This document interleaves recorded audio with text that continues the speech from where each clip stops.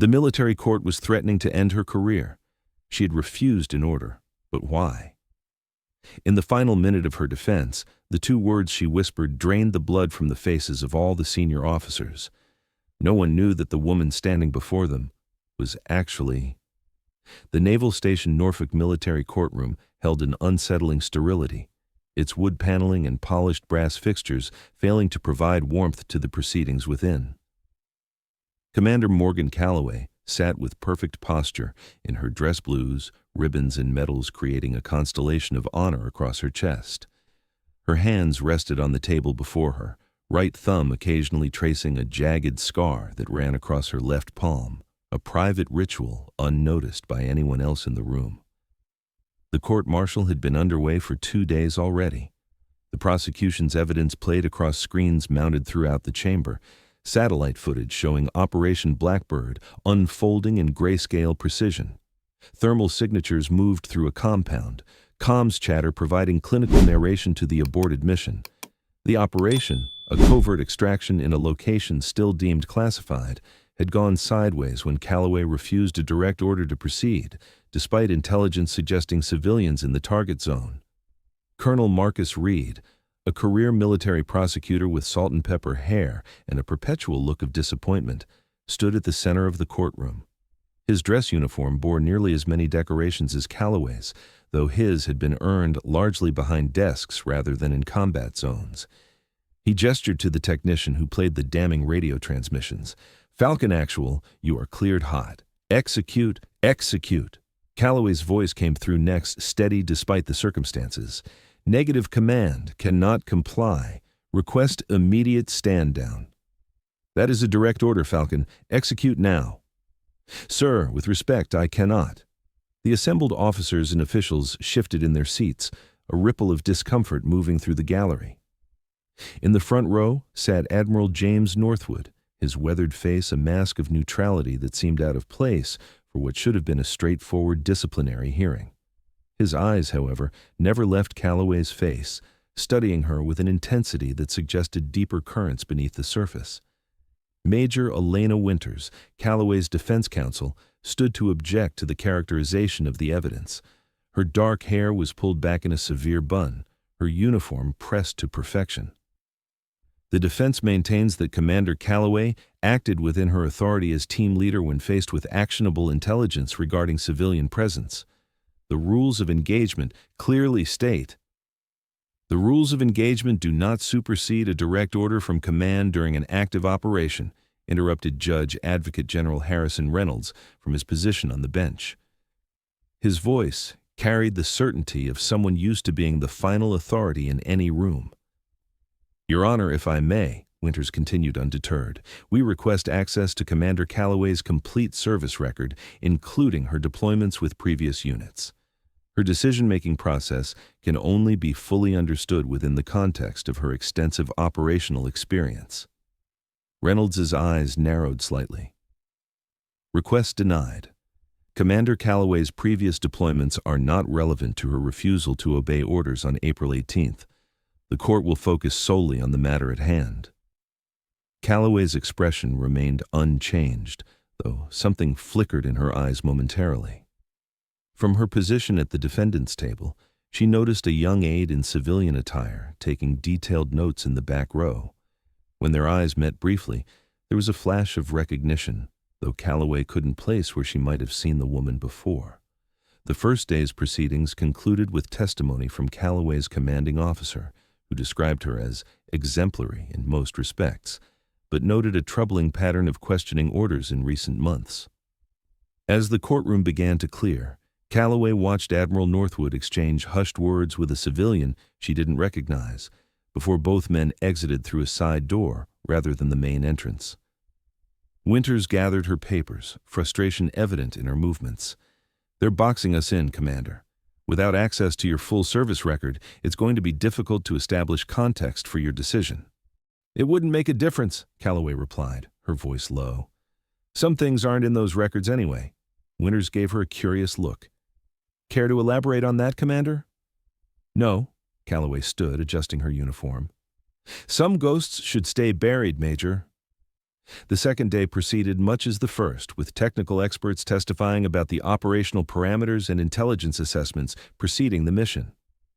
Callaway listened attentively, but offered little reaction to even the most damning testimony. Only when a junior intelligence officer mentioned potential civilian presence with moderate confidence did she lean forward slightly, eyes fixed on the young man as he admitted under cross-examination that this warning had been included in the pre-mission briefing packet. By day 3, the atmosphere in the courtroom had shifted noticeably. Where there had been professional detachment, there was now an almost palpable hostility directed toward Callaway. Word had spread through the officer corps about the proceedings, and several new faces appeared in the gallery, senior officers whose presence seemed designed to send a message. Judge Reynolds began the day by addressing pending motions. The defense's request to call character witnesses from Commander Callaway's former unit is denied due to operational security concerns.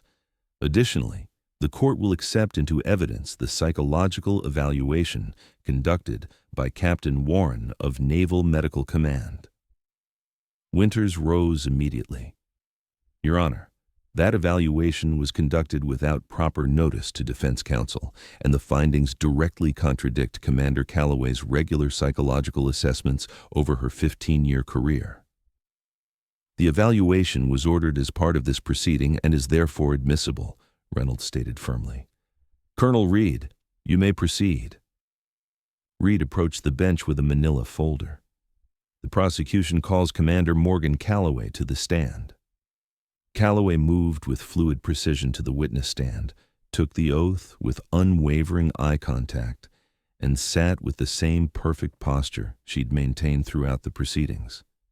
If she was concerned about facing direct examination, it didn't show in her demeanor. Reed began with standard questions about her training, deployment history, and command experience. His approach was methodical, establishing her expertise before beginning to undermine it. When he shifted to Operation Blackbird, his tone hardened. Commander Callaway, would you describe yourself as risk-averse? I would describe myself as risk-appropriate, Colonel, she answered evenly. And yet Captain Warren's evaluation suggests you suffer from, and I quote, decision paralysis when faced with high-stakes operational choices. Would you say that's accurate? I would not. Reed paced slowly before the witness stand. Your team was specifically selected for this extraction because of the complexity and risk involved. Did you feel overwhelmed by the responsibility? No, Callaway replied. My team was fully prepared for the operational parameters as briefed. Then please explain to the court why, when given a direct order to proceed, you suddenly determined you knew better than your entire chain of command. Callaway took a measured breath before responding. The operational landscape changed. New intelligence suggested civilian presence in the target building. Proceeding would have violated both ROE and the Geneva Convention. Would you say your female sensibilities made you hesitate when men's lives were on the line? Reed asked, his tone deliberately provocative. The courtroom tensed. Several officers in the gallery shifted uncomfortably. Objection, Winters was on her feet immediately. That question is inappropriate, irrelevant, and blatantly sexist. I'll allow it, Reynolds ruled, surprising even Reed. The commander's decision-making process is central to these proceedings. Callaway's expression remained unreadable, though something dangerous flickered in her eyes. My sensibilities have kept teams alive through 3 wars, Colonel. My gender has never been relevant to my effectiveness, and it wasn't relevant that night. And yet you froze when decisive action was required, Reed pressed. I made a tactical decision based on new intelligence, Callaway countered. That's not freezing, Colonel. That's leading. The questioning continued for nearly 2 hours, growing increasingly personal and pointed. When Callaway attempted to reference a previous operation called Silverfish as precedent for her decision-making process, Reynolds immediately cut her off. That operation is not relevant to these proceedings and is outside the scope of this court-martial, he declared firmly. With respect, Your Honor, Callaway countered, the tactical similarities between Silverfish and Blackbird directly informed my assessment of the situation. The court has ruled, Commander, Reynolds said sharply. Move on, Colonel Reed. As the day's proceedings neared their conclusion, Reed circled back to the psychological evaluation. Commander, if not decision paralysis, how would you characterize your refusal to follow orders that night? Moral clarity, Callaway replied without hesitation. Moral clarity, Reed repeated skeptically. Above the strategic objectives of your mission, above the orders of your superiors, above the operational security concerns that you were not privy to. Some lines shouldn't be crossed, Colonel, regardless of who gives the order. As Callaway stepped down from the witness stand, Reynolds looked directly at her, his expression one of barely concealed contempt. This court has seen nothing to suggest you are anything special, Commander, he stated for the record. You're not exceptional. You're exceptionally weak, a liability to the brave men and women who serve alongside you. The gallery watched in uncomfortable silence. In the back row, a Pentagon official Callaway hadn't noticed before whispered urgently into a secure phone, eyes fixed on the proceedings. As she returned to her seat beside Winters, Callaway noticed something she hadn't seen before. On Reynolds's desk, partially obscured by case files, sat a manila folder marked Eyes Only, with a familiar insignia embossed in the corner. It was a symbol she hadn't seen in years, one that shouldn't have been there at all. For the first time since the court-martial began, Morgan Callaway felt something other than resigned determination. As recognition flashed across her features, she straightened her shoulders and met Reynolds's gaze directly. The judge's expression flickered momentarily, uncertainty replacing condescension, as he recognized something had shifted in the dynamic between them. Court is adjourned until 900 tomorrow, Reynolds announced, gathering his materials with unusual haste, at which time this tribunal will render its verdict. As the courtroom cleared, Winters leaned close to her client. What just happened? You look like you've seen a ghost. Callaway watched Reynolds exit through his private door, the folder tucked securely under his arm. Not yet, she replied quietly. But tomorrow, everyone else will. Dawn broke over Naval Station Norfolk with a clarity that belied the tension permeating the base. By 800, the corridor outside courtroom 3 had filled with officers and officials who hadn't been present for the previous day's proceedings. Whispers circulated among the assembled brass, conversations falling silent whenever Callaway or her counsel approached. Morgan Callaway had arrived earlier than required, wearing her dress blues with meticulous precision. She sat alone in a side chamber, reviewing her service record one final time. The official version anyway. The one that omitted years of her career under the simple designation Special Assignment. Major Winters entered, carrying her briefcase and a concerned expression.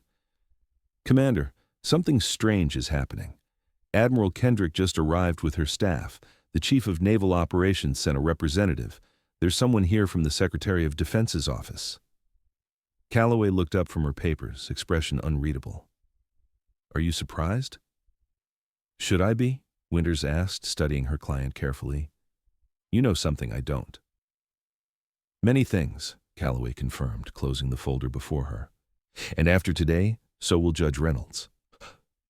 When they entered the courtroom at precisely 8:55, the transformation was immediately apparent. The gallery had filled with senior officers, intelligence officials, and civilians whose bearing marked them as more than casual observers. Admiral Northwood sat in the front row again, but now accompanied by two stern-faced men in dark suits who surveyed the room with practiced vigilance. Most notably, the young aide Callaway had noticed on the first day now sat directly behind the prosecution table, her attention fixed on Callaway with an intensity that suggested professional assessment rather than casual interest. At 900 sharp, Judge Reynolds entered and the courtroom rose. If he was surprised by the expanded audience, his expression didn't betray it, though his eyes lingered momentarily on the higher brass in attendance. This court-martial is now in session, he announced, taking his seat. Having reviewed the evidence and testimony, this court is prepared to render judgment in the matter of the United States Navy versus Commander Morgan Callaway on charges of insubordination, dereliction of duty, and conduct unbecoming an officer. Reynolds shuffled papers before him, organizing his thoughts. Before the verdict is read, military justice provides the defendant an opportunity for final statement. Commander Callaway, do you wish to address this court? Winters touched her client's arm lightly, a silent question, but Callaway had already made her decision. She stood adjusting her uniform jacket and moved toward the center of the courtroom. Your Honor, I request permission to identify myself properly for the record. Reynolds sighed impatiently. Your name and rank are already established, Commander. Not all of it, sir, Callaway replied, her voice carrying a new edge. May I approach? Reynolds gestured his assent, and Callaway moved forward to the microphone positioned before the bench. For a moment, she stood silently, her posture shifting subtly. Something predatory awakened in her bearing, a quality that had been carefully concealed throughout the proceedings until now. She leaned toward the microphone and spoke just above a whisper. Obsidian Dusk. The reaction was immediate and electric. A colonel in the third row dropped his pen, the metallic clatter cutting through the sudden silence. The Pentagon aide Callaway had noticed earlier stood abruptly. Admiral Northwood's face drained of color, his composure cracking for the first time. Reynolds, confused by the reaction rippling through his courtroom, frowned deeply. What did you say? Callaway repeated it, her voice stronger this time. Obsidian Dusk, November 2017 through March 2020. Task Force 88. The courtroom erupted in hushed, urgent conversations. Several officers were already on their phones, speaking in clipped, coded phrases. Reynolds banged his gavel repeatedly, demanding order in a courtroom that was rapidly slipping beyond his control. This court will have order, he insisted, raising his voice. Whatever game you're playing, Commander.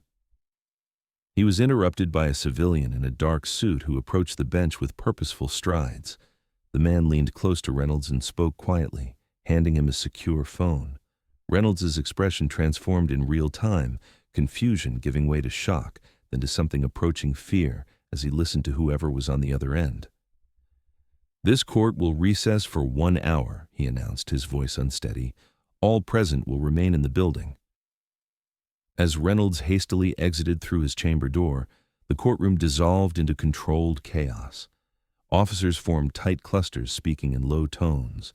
The two men who had accompanied Admiral Northwood moved swiftly to secure the room's exits, politely but firmly turning away curious personnel who had been drawn by the commotion. Northwood himself approached Callaway directly, ignoring protocol. Instead of the anger or indignation one might expect, there was something like reverence in his eyes. He offered a subtle nod of respect before speaking. Commander, it's been a long time. 3 years, 2 months, Admiral, Callaway replied evenly. We thought you were dead, he said quietly. Some days I was, she answered, then turned away as Winters approached, bewilderment evident in her expression. What just happened? The defense counsel demanded when they were seated at the defense table. They remembered who I am, Callaway replied simply. In the anteroom where they waited during the recess, Callaway stood at the window, watching the frantic movement across the base. Official vehicles moved with purpose between buildings. Security personnel had materialized around the perimeter of the courthouse. You owe me an explanation, Winters said finally, breaking the tense silence. I can't defend you properly if I don't understand what's happening. Callaway turned from the window, studying her lawyer carefully. How's your clearance, Major? TSCI with Yankee White, Winters replied, referring to the highest levels of security clearance available. I've defended JSOC operators before. JSOC, Callaway repeated with the faintest hint of a smile. 3 years ago, I commanded a unit that didn't exist. We handled operations that couldn't happen, the ones that even JSOC wouldn't touch. Obsidian Dusk, Winters said, understanding beginning to dawn. Yes, we were a ghost unit, Major. On paper, I was assigned to training roles at various installations. In reality, my team operated in places where American forces couldn't officially go, doing things that needed to be done but could never be acknowledged. Winters processed this information carefully. What happened to your team? Callaway's expression hardened. Our last mission went catastrophically wrong. Intelligence failure. We were sent into a situation with faulty information against my recommendation. My entire team was killed. I was the only survivor, barely. She unconsciously touched her side, where Winters now realized a significant injury must have occurred. I was medically retired on paper, then quietly reactivated 6 months later under my original SEAL designation, Callaway explained. The unit was officially listed as decommissioned, which is a convenient way of saying it never existed in the first place. And Reynolds? Winters asked, leaning forward with interest. What's his connection to all this?